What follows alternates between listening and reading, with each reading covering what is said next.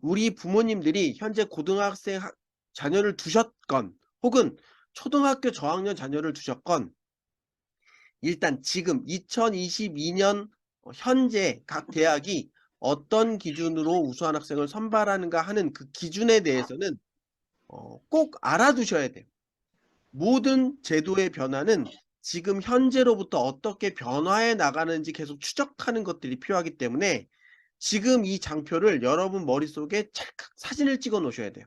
그래서 2022년 현재 대학은 고등학생 중에 우수한 학생을 선발하기 위해서 수시와 정시로 시기를 구분해서 뽑는다. 자, 수시는 9월 달에 원서를 받습니다. 그래서 9월 달에 학생들이 총 6장의 원서를 낼 수 있고요. 자, 9월 달에 원서 낸 6장이 최종 모두 불합격하면, 즉 6장 중에 단 하나라도 붙으면 저는 그 대학을 가야 되는 거고요. 수시에서 썼던 6장이 모두 불합격되면 저는 수능이 끝나고 나서 12월 말에 수능 성적표를 갖고 있는 상태에서 12월 말 또는 1월 초에 3장의 원서를 대학에 더 지원할 수 있어요. 그걸 정시라고 합니다. 그래서 지금 현재 고등학생은 9월 달에 수시라는 제도로 6장의 원서를 낼 수 있는 기회가 있고, 이 6장을 모두 불합격하면 12월 달 말에 정시라는 기회를 통해서 3장의 원서를 쓸 수 있다. 자, 그런데 이건 시기적 구분이고요. 이 시기적 구분을 떠나서 과연 그러면 정시든 수시든 9월에 뽑던 12월에 뽑던 어떤 기준으로 학생을 선발하는가에 대한 관점으로 들어가 본다면 굉장히 중요한 수시와 정시의 큰 차이는 뭐냐면, 정시는 전국의 모든 수험생이 같은 시험을 치른 수능 성적표를 받고 나서 원서를 쓴다는 거죠. 따라서 대학은 이 학생이 우수한가 우수하지 않는가를 평가할 때 전국 단위 모든 학생이 동일한 시험을 쳤던 그 성적의 결과를 확인할 수 있는 거예요. 그래서 정시는 어 네, 아주 압축해서 간단하게 설명드리면 수능이 합격을 결정한다, 이렇게 이해하셔도 돼요. 자, 일부 대학에서는 내신을 반영하는 경우도 있고요. 출결을 반영하는 경우도 있고요. 뭐 예체능, 실기 같은 경우에는 실기를 수능 점수와 함께 평가할 수도 있죠.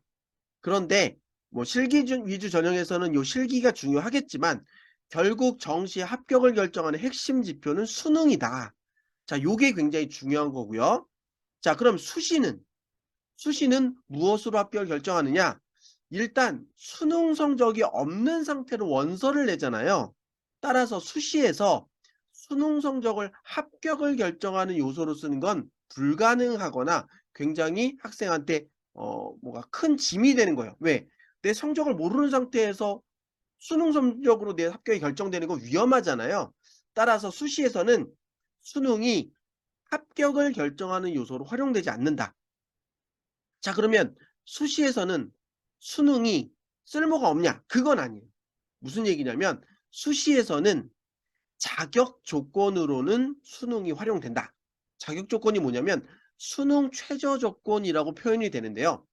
예를 들면 최소한 우리 대학에 공부하기 위해서는 국어, 영어, 수학, 탐구 두 과목 총 5과목. 근데 국영수는 100점 만점이고요. 탐구 과목은 50점 만점이에요. 그래서 대학은 뭐라고 하냐면 국, 영, 수, 탐 4개 영역 중에 2개 과목의 영역에서 너의 1등급에서 9등급 각각 영역별 등급의 합, 즉 2개 영역의 등급의 합이 4등급이면 우리 대학에 원서 낼 수 있어요라는 자격 조건만 걸어요. 자, 그럼 저는 영어 2등급, 수학 2등급이에요. 그럼 2합 4, 두 과목의 등급 합이 4등급 되잖아요. 그러면 저는 그 대학에 원서 낼 자격이 있어요. 근데 제가 국어는 2등급인데 다른 모든 과목이 3등급이에요. 어떻게 조합해도 두 과목 합이 4가 안 되잖아요. 4를 넘잖아요. 그러면 저는 다른 조건이 아무리 좋아도 그 대학이 요구하는 최소한의 수능 성적을 맞추지 못했기 때문에 자격 불충분, 무조건 불합격돼요. 그래서 수시에서 수능 성적은 불합격을 결정하는 자격 조건으로만 쓰인다. 자, 이 얘기는 뭐냐면 선생님 저 수능 만점 받았는데요. 그럼 수시에서 합격이 안 돼요? 네, 안 돼요. 자격 조건으로만 쓰이기 때문에 원서 낼 자격 있습니다. 요것만 되는 거예요. 수능 만점은 수시에서 아무런 영향력이 없어요. 자, 그러면 수시에서는 합격을 뭘로 결정해요? 그래서 수시에서는 다양한 요소로 합격이 결정돼요. 그래서 전형마다 다 달라요. 이게 핵심이에요. 자, 그러면 어떤 전형은 어떤 요소로 합격을 결정하는지 한번 살펴볼 건데요. 가장 기초가 되는 전형이 학생부 교과 전형이에요. 자, 학생부 교과 전형이라고 하니까 왠지 교과 성적이 합격을 결정할 것 같잖아요. 맞아요. 그래서 어, 학생부 교과 전형의 핵심은 내신 성적을 숫자로 비교해서 우수한 학생을 뽑는 거예요. 자, 그러면 어떤 학생이 지금 예를 들면 저는 과고를 나왔어요. 근데 이제 경쟁자는 예를 들면 일반고를 나왔어요. 그러면 과고랑 일반고는 고등학교 때 배우는 과목이 좀 다르잖아요. 그렇기 때문에 우리 둘의 내신을 절대적인 걸로 비교하면 좀 문제가 생길 수 있어요. 그래서 각 대학은 내신을 환산하는 공식을 갖고 있어요. 그래서 네가 어떤 고등학교를 나온지 나 모르겠어. 그냥 너의 1학년 1학기부터 3학년 1학기 때까지의 성적을 우리 내신 환산 공식에 집어넣어. 그럼 우리 공식이 너의 내신을 하나의 점수로 환산해 줄 거야. 그래서 그 점수로 비교해서 줄을 세운 다음에 우리가 10명 뽑고 싶으면 상위 10명만 뽑는 거야. 학생부 교과 전형. 내신을 숫자로 비교한다. 자, 그러면 예를 들어 볼게요. 저는 저 강원도 산골짜기에 있는 전교생 30명밖에 없는 고구려 고등학교의 전교 1등이에요. 근데 저의 경쟁자 이 친구는 똑같이 강원도 산골짜기에 있는데 민족사관고의 3등급이에요. 자, 여러분이 고대 교수님이라면 전교생 30명밖에 없는 고구려 고등학교의 전교 1등 뽑고 싶으세요? 아니면 민사고 중학교 때 전교 1등이 모여있는 민족사관고의 3등급 뽑고 싶으세요? 네, 아마 여러분들은 민사고의 3등급을 뽑고 싶을 거예요. 그런데 우리 둘이 수능 최저를 마치고 학생부 교과 전형으로 원서를 냈다고 가정해 보세요. 자, 고대 내신 공식이 아무리 복잡해도 저는 3년 내내 전 과목 1등급이에요. 그래서 모든 변수에 숫자 1만 들어가요. 그럼 몇 등급으로 환산돼요? 1등급으로 환산되겠죠. 이 친구는 3년 내내 전 과목 3등급이에요. 모든 변수에 3만 들어가요. 그럼 몇 등급으로 환산돼요? 3등급으로 환산되겠죠. 그럼 내신을 숫자로 비교하면 1등급이 이겨요? 3등급이 이겨요? 그렇죠. 1등급이 이기죠. 여러분들은 누구 뽑고 싶었어요? 민사고 3등급. 그런데 내신을 숫자로 비교하면 누가 이겨요?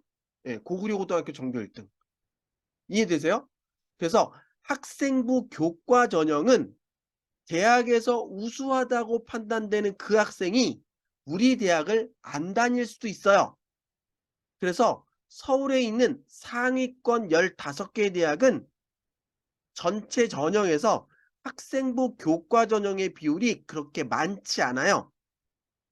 전체를 배분했을 때 학생부 교과 전형은 10% 정도 뽑고요.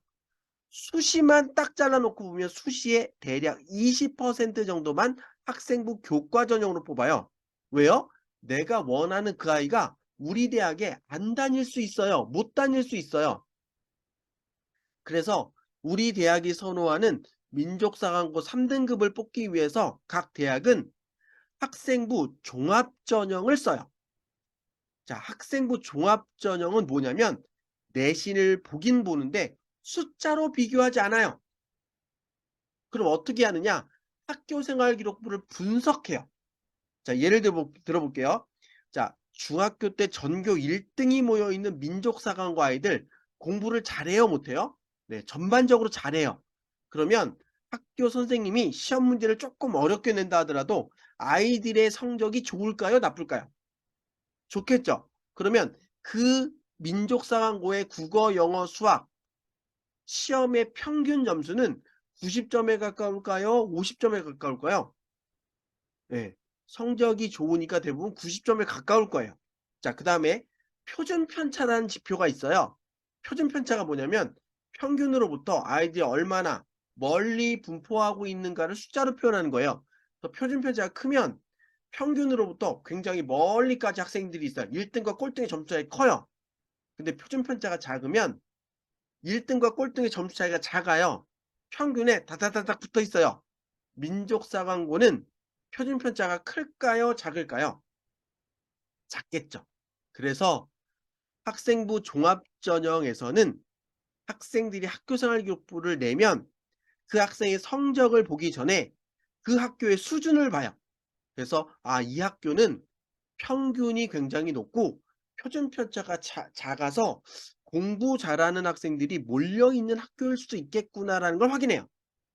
그리고 학교에 개설되어 있는 과목들, 이 학생이 선택한 과목들을 쭉 훑어보면 이 친구가 국제고인지 외고인지 전국 단위 자사고인지 대충 느낄 수 있어요.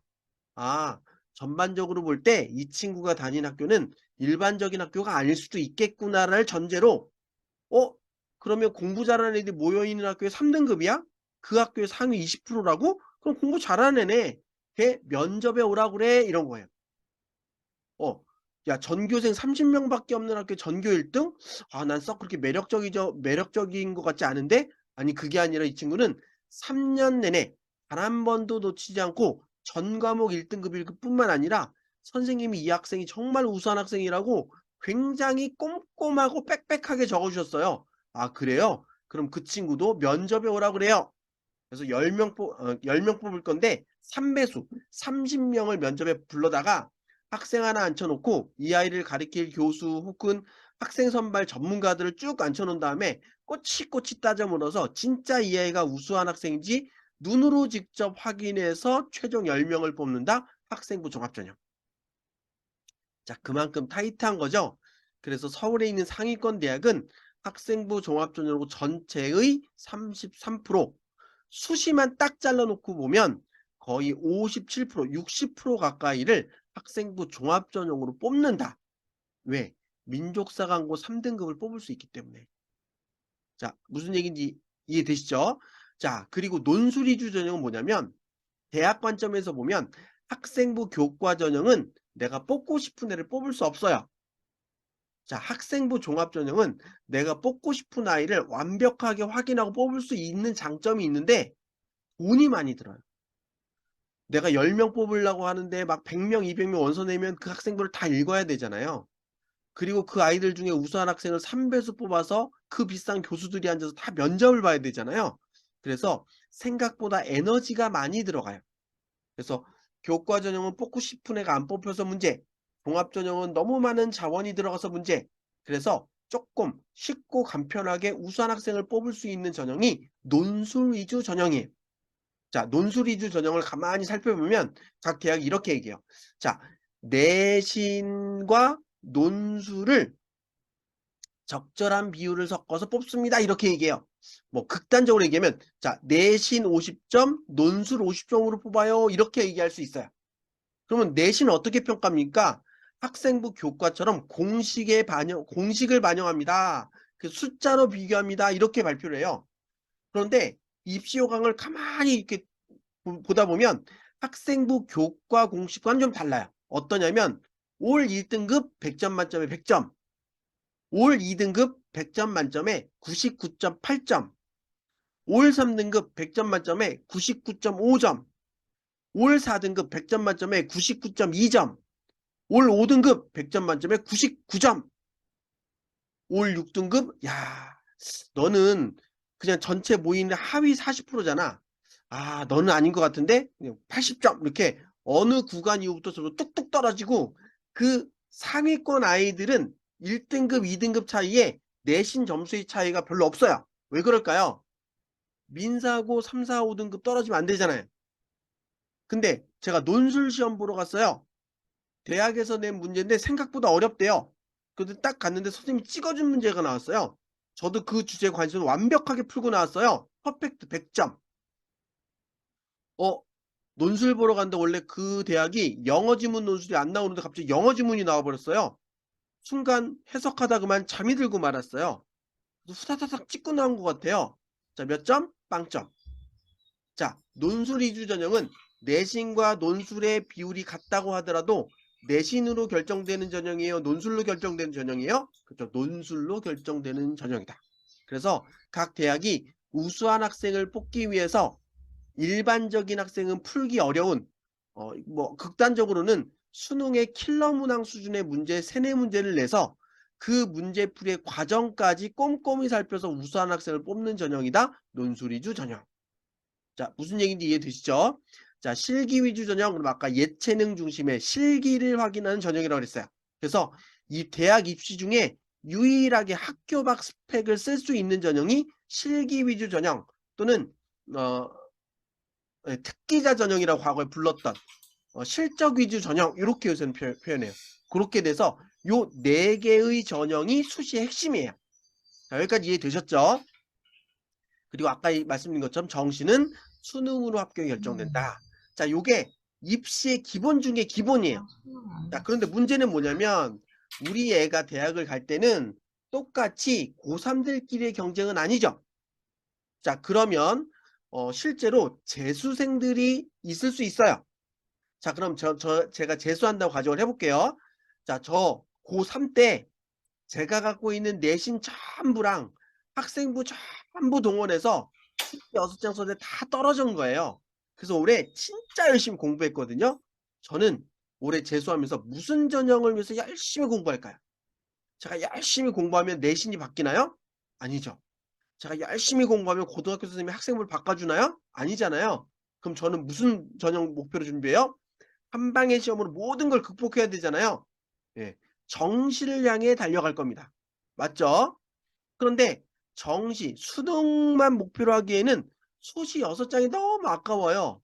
그럼 저는 수시 중에 어떤 전형의 목표를 두고 공부하고 있을까요? 그렇죠. 한 방의 시험으로 끝낼 수 있는 논술 위주 전형으로 달려가고 있겠죠. 자, 그래서 우리 아이가 고3이 돼서 엄마, 저 논술 위주 전형이랑 수능 위주 전형으로 좋은 대학 한번 가볼 테니까 저 좀 믿어주세요. 이런 얘기 무슨 얘기죠? 엄마, 저 재수생, 삼수생, 사수생 형들이랑요 치열하게 싸워서 제가 좋은 학교 가볼 테니까 저 믿어주세요. 뭐 이런 얘기죠. 그렇죠. 동네 애들하고 싸워서 성적이 안 나와서 이걸로 가려고 하는 친구인데 논술과 수능으로 전국 단위 학생들과 경쟁한다? 생각보다 쉽지 않다. 그래서 현실적으로는 대부분의 고등학교 학생들은 1학년, 2학년 1학기 때까지는 내신 관리를 위해서 엄청 노력해요. 그런데 내가 내신으로 갈 수 있는 대학의 수준이 내 눈높이에 맞지 않을 경우에 논술이나 수능 위주 전형을 쳐다보기 시작한다. 그리고 이쪽으로 목표를 정하는 순간 뭔가 전략이 완전히 달라져야 된다. 이런 것들을 여러분이 머릿속에 갖고 계셔야 돼요. 자, 여기까지 큰 그림 그리셨죠? 자, 이 상태에서 우리 애가 이제 고3이라고 가정을 해볼게요. 자, 수시 원서 쓰는 시기가 다가왔습니다. 그래서 수시 원서를 쓰는데 아까 제가 뭐라고 했냐면 수시는 6장 쓸 수 있다고 그랬잖아요. 근데 6장을 쓰는데 단 한 장이라도 합격을 하면 그 대학에 지원을 다녀야 되고 단 한 장도 붙지 못하면 정시 지원 기회가 있다고 그랬어요. 그죠? 그래서 만약에 제가 수능으로 건국대학교를 갈 수 있는데 수시에서 예를 들면 뭐 국민대를 원서 써서 붙었다. 그러면 제가 정시로 건대를 갈 수 있어요, 없어요? 없어요. 그래서 수시를 쓸 때는 내가 수능으로 어느 대학을 갈 수 있는지 판단해 보고 그것보다 위쪽 대학을 써야 돼요. 그래서 선생님한테 상담을 받으러 어머니 손을 잡고 선생님을 만나러 갑니다. 선생님, 저는 모의고사를 봤더니 정시로 건대를 갈 수 있다고 자꾸 나와요. 저는 수시를 건대 수준 이상으로 쓰려고 계획을 하고 있습니다. 이렇게 얘기를 합니다. 그럼 선생님은 뭐라고 하냐면 정빈아, 잘 생각해봐. 지금까지 모의고사는 재수생, 삼수생이 없는 상태에서 네가 본 시험이라서 생각보다 네 수능이 잘 나온 거야. 실제로 수능 시험장에 딱 가보면 서울대 가려는 연대생, 연대 가려는 서강대생, 서강대 가려는 중대생들이 네 위로 막 들어와. 그래서 자연스럽게 네가 한 등급 밀릴 가능성이 높아. 그러니까 모의고사로 네가 건대 갈 수 있다고 생각하더라도 실제 원서는 국민대부터 써야 돼 이렇게 얘기하십니다. 근데 저는 죽어도 국민대 갈 생각이 없어요. 정말 열심히 노력해서 지금의 모의고사 성적을 유지할 거예요. 저는 건대 쓰겠다고 빠락빠락 우기고 선생님과의 상담을 뛰쳐나왔습니다. 근데 마음 약하신 우리 어머니가 선생님 말씀을 가만히 듣더니 저 몰래 국민대 원서를 하나 툭 쓰셨어요. 자, 그런데 만약에 제가 국민대를 수시에 붙으면 정시로 건대를 갈 수 있다 없다? 없다. 자, 근데 올해 어떤 일이 생겼는지 국민대에 제가 불합격했어요. '아싸. 나 이번에 떨어졌으니까 나 정시로 건대 가야지.'라고 생각을 하고 있는데 전화가 울려요. 전화를 받으니까 국민대학교예요. 그래서 한번 받아 봤어요. 그래서 "왜 전화하셨어요?" 그랬더니 저보다 먼저 국민대 합격한 애 중에 하나가 다른 대학에 합격했다고 도망가는 바람에 TO 한 장이 남았대요. 제가 추가 합격이 됐대요. 제가 얘기합니다. "선생님, 저는 건대 갈 거기 때문에 국민대에 관심 없습니다." 전화 끊었어요. 자, 추가 합격이 됐는데 등록하지 않은 저 정시로 건대를 지원할 수 있을까요? 없을까요? 없어요. 제가 등록을 하든 안 하든 수시에서 합격했다라는 사실만 있어도 저는 정시 지원 기회가 없습니다. 무슨 얘기인지 아시죠? 그래서 수시 때 원서를 쓸 때는 신중하게 쓰셔야 돼요. 자, 그래서 그러면 여러분들이 수시 원서를 쓸 때 내가 목표로 하고 있는 건대를 합격할 수 있을까 없을까? 나의 내신을 관점으로 조금 더 쉽게 확인할 수 있는 전형은 교과일까요? 종합일까요? 논술일까요? 다시요. 저는 정시로 건대를 가야 돼요. 수시에서 제가 원서를 잘못 쓰면 저는 제가 가고 싶은 정시를 건대로 갈 수가 없어요. 그래서 저는 수시로 건대 이상의 대학을 6장 쓸 계획이에요. 자, 그렇다면 교과와 종합과 논술 전형 3개 중에서 나의 내신 성적으로 내가 건대를 갈 수 있을까 없을까 확인할 수 있는 전형은 교과일까요? 종합일까요? 논술일까요? 그쵸. 교과죠. 그래서 건대 내신 공식에 3년 동안의 나의 내신 성적을 다 집어넣으면 그 공식이 나의 점수를 하나의 점수로 환산해 줄 거 아니에요. 그 점수를 작년 합격생의 내신과 비교해 보는 거죠. 그래서 제가 합격권에 들어가면 저는 자신 있게 건대를 쓸 거고 불합격이라면 다른 학교를 알아볼 거예요. 그래서 건대 공식에 넣어 봤어요. 그랬더니 불합격이래요. 하지만 저는 건대가 건동 홍수니까 동국대가 있잖아요. 동국대 공식에 넣었어요. 불합격이래요. 그래서 홍대 공식에 넣었어요. 불합격이래요. 숙대 공식에 넣어 봤어요. 어머, 남자라 안 된대요. 그럼 제가 목표로 했던 건동 홍숙 다 안 되는 거잖아요. 그래서 혹시라는 마음에 국민대를 넣어 봤더니 국민대를 합격이래요. 그래서 저는 정시로 건대를 갈 거잖아요. 국민대 쓰면 안 되잖아요. 그러면 저는 수시 6장을 어떻게 써야 될까요? 그냥 떨어질 거 알면서 미달라라, 미달라라, 미달라라 건대부터 쓸까요? 아니면 혹시 모르니까 국민대 그냥 써요? 자, 이게 고3이 되면 여러분들이 모두 겪을 그런 문제예요. 자, 그럼 어떻게 해야 되느냐? 내신으로 내가 갈 수 없다면 나의 불리한 내신을 학생부로 관리하고 면접 준비를 해서 학종으로 건대 이상을 상향 지원하거나 혹은 나의 불리한 내신을 논술 위주 전형으로 논술 준비로 커버해서 상향 준비해야 되는 거잖아요. 무슨 얘기인지 이해되세요? 그래서 내신은 실제 대학 입시에서 내가 갈 수 있는 대학의 가장 아래, 하향 지원하거나 안정 지원할 수 있는 그 구간이 어딘지를 확인하는 전형이고 그 이상의 상향 지원 여부는 학생부 관리와 면접 준비 또는 논술 시험 대비의 수준으로 결정이 된다. 자, 근데 문제는 뭐예요? 아까 논술 위주 전형, 수능 위주 전형 누가 준비한다고 그랬어요? 재수생, 삼수생, N수생.